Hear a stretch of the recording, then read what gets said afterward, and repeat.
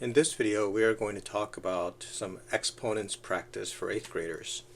And as you get into higher levels of math, what you're going to find is that there isn't necessarily a best way or a right way to, in this case, simplify an exponents problem.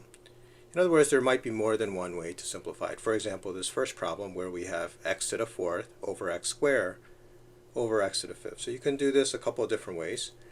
In this case, I think I'm going to first simplify this numerator, x to the fourth over x squared. That's easy. That's just going to be x squared over x to the fifth, because when we have the same base, we subtract the powers.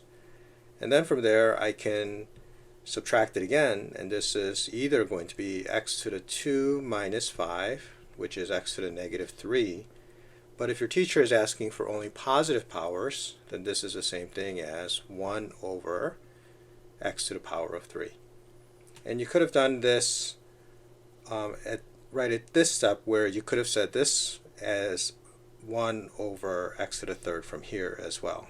So again, there's wasn't a necessarily perfect way to simplify this expression.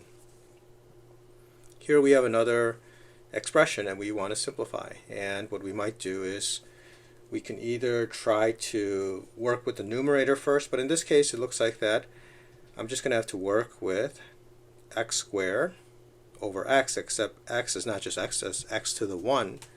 So I will have x in the numerator, y to the third over y to the negative 2. Well, that's the same thing as y to the 3 minus a negative 2. So that's going to be y to the fifth.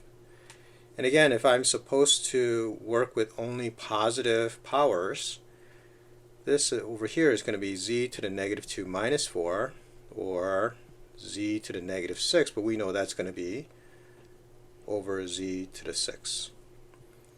And sometimes teachers may try to trick you where they have this, what looks like something that's very, very complicated in the parentheses, but we know that anything to the zero power is 1. So sometimes they might have a problem trying to get you to figure out what's the easiest way to simplify this expression, but in this case it's 1, because if we just remember the fundamental rule that any number to the 0 power is 1, then we know everything inside that parentheses is going to still just be 1 even after you simplified everything. Here we have a number of different ways that we could do it. We could either simplify what's in the parentheses first, or we can distribute the powers to everything. And I think that as a general rule it's usually best to try to do this in the minimum number of steps, or the least number of steps. So I will go to the example that we did before. We know that after we simplify, it's going to be x times y to the fifth over z to the sixth, and then that's going to be x y to the fifth z to the sixth to the power of 2. So then we know this is going to be the same thing as x squared y to the 10th over z to the 12th. We have to distribute the power to all the variables. When we have a fraction to a negative power, sometimes students will simply memorize the rule. I think it's better to first understand how it works and then memorize it. So the general rule is that whenever you have a fraction to a negative power, you can just take the reciprocal and put it to the positive power. But I think it's better to understand that this is the same thing as 1 over xy to the second.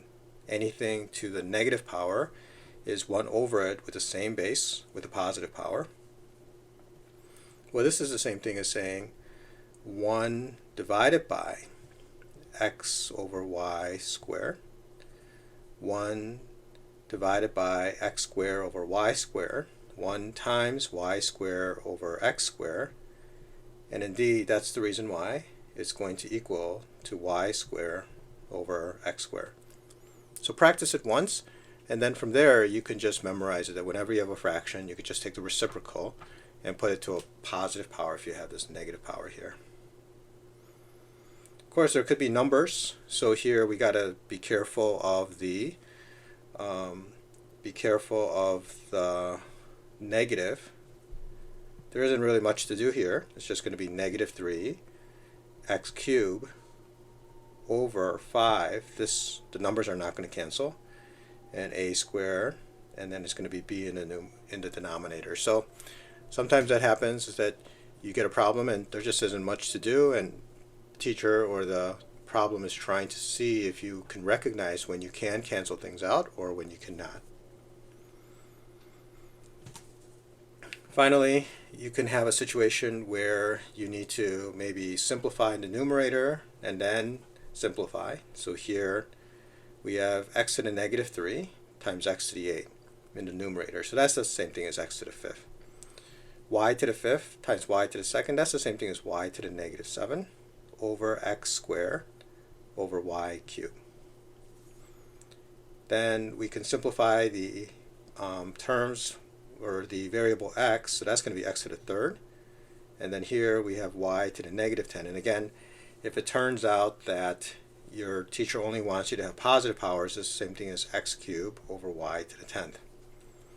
And if you notice, as I was going through these problems, what I was really just doing is I was just identifying what is the base. What in this problem, what's the base, and then from there what's the power, and then what's the exponent rule that applies to simplifying it.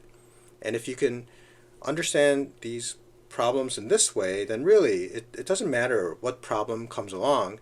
As long as you remember or you know how to work with your fundamentals, then you can solve or simplify any of these exponent problems. Just know the rules, know the how to work with the numbers or the variables, and then from there you can't remember every single problem that could come along in an exponents worksheet, and that's why you just want to memorize the most important rules and from there apply them and just kind of figure it out as you are working on completing the worksheet, the quiz, or the test.